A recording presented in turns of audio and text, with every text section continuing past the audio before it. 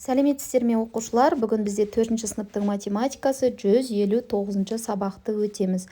Тақырыбы өзіңді тексер. Бірінші тапсырма білу. Мен 1000 теңгелік, 2000 теңгелік және 5000 теңгелік қағаз ақшаларды ажыратуды және түрліше төлем жасауды білемін. Менде болды 5000 теңге. Мен 5000 теңгеге құны 1000 теңгеден тұратын 3 вафли сатып алдым дейді. 1000 теңгеге құны 150 теңгеден тұратын 3 шоколад сатып алдым дейді. Және 2000 теңгеге құны 92 теңгеден тұратын тәтті бәліш сатып алдым дейді. Енді осы жерде осы ақшалардан қалғанын есептеуді үйренеміз. Біріншісінде біз 3 вафли сатып алатын болсақ, демек 1000 теңгені 3-ке көбейтеміз. Сонда 3000. 5000-нан 3000-ды алатын болсақ, 2000 қалады.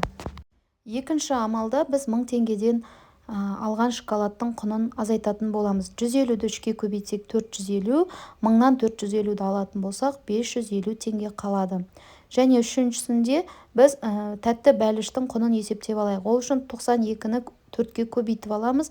Және 2000-нан шыққан құнды азайтатын болсақ 1232 теңге қалады.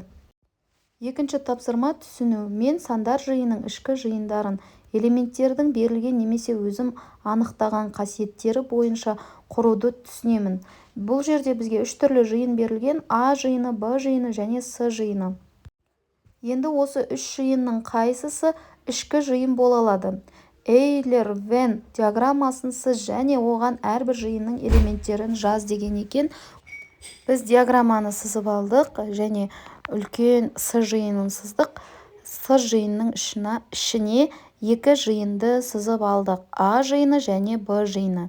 А жиынынан 0-мен аяқталатын сандарды жазып шықтық. Яғни олар 10, 20, 30, 40, 50. В жиынның ішіне соңы 5-пен аяқталатын сандарды жазып алдық: 15, 25, 35, 45 және 55. Енді осы жерде өздеріңіз көріп тұрғандарыңыздай А және Б жиындары С жиынның ішкі жиыны бола алады екен. Яғни А жиыны С жиынның ішкі жиыны және Б жиыны С жиынның ішкі жиыны бола алады.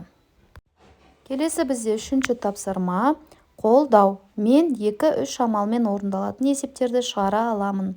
Саябақтағы орындықтарды бөлу үшін 5 килограмдық және 45 банкі көк түсті және 3 килограмдық 60 банкі жасыл түсті бояу сатып алынды. Барлығы неше килограмм бояу сатып алынды?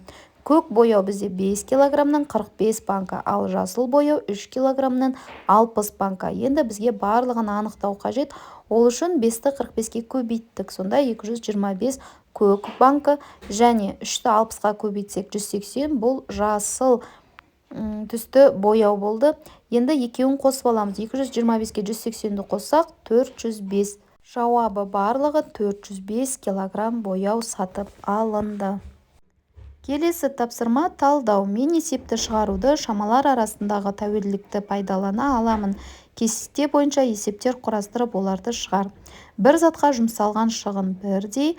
Заттардың саны: біріншісі белгісіз дана, екіншісі 6 дана. Жалпы шығын 270 сантиметр біріншісіне және 540 сантиметр мата жұмсалған. Ақ белдемше тігу үшін бірдей сантиметрден белгісіз дана тігілген, бірақ оған 270 сантиметр мата кеткен. Қара белдемше, оған бірдей сантиметрден мата жұмсалған және 6 дана тігілген. Оның барлығы 540 сантиметр мата кетеді. Шешуі: 540-ты 6-ға бөлсек 90 сантиметр, 270-ті 90-ға бөлсек 3 сантиметр. Жауабы бірінші заттың саны 3 дана. Келесі тапсырма жинақтау. Мен барлық арифметикалық амалдарға берілген жай есептердің шешуін теңдеу түрінде қалай үлгілеу керектігін білемін. Тірек сөздердің көмегімен теңдеу бойынша есеп құрастырамын. Бұл жерде x азайту 30 тең 40 деп берілген. Енді әкелінді бұл x болады бізде. X килограмм сатылды 30 килограмм, қалды 40 килограмм деп алып, теңдеуді шешетін боламыз. X азайту 30 тең 40, x тең деп алып 40-қа 30-ды қосамыз. Сонда x тең болады 70-ке. Енді x-тің орнына 70-ді қояйық. 70 азайту 30 тең 40. мұндағы 40 тең болады 40-қа. Демек, әкелінді 70 килограмм барлығы. Соңғы тапсырмамыз бағалау. Мен жанама түрде тұжырымдалған есепке өрнектің дұрыс құрылатын тексере аламын. Есепке сәйкес келетін өрнекті таңда. Анасы 12 литр айран сатып алды. Бұл шұбатқа қарағанда 2 есе артық. Анасы барлығы неше литр сүт өнімін сатып алды. Бұл жерде 3 түрлі өрнек берілген, осы өрнектердің қайсы сәйкес келетінін анықтаймыз. Айран 12 литр сатып алады және бұл 2 есе артық шұбаттан, бірақ шұбат неше литр сатып алынғаны белгісіз және бізге табу керек барлығы қанша литр сүт өнімін сатып алғандығын. Шешуі: 12-ні 2-ке бөлсек 6 литр. Бұл шұбат. 12-ге 6-ны қоссақ 18 литр. Бұл барлығы болады. Өрнек түрінде барын құрастыратын болсақ, 12-ге қосамыз 12 бөлу 2, 12-ні 2-ке бөлсек 6, 12-ке 6-ны қоссақ 18 литр. Жауабы барлығы 18 литр сүт өнімін сатып алған. Осымен сабағымыз аяқталды, сіздерге түсінікті болды деген ойдамын. Келесі сабақта кездескенше сау болыңыздар.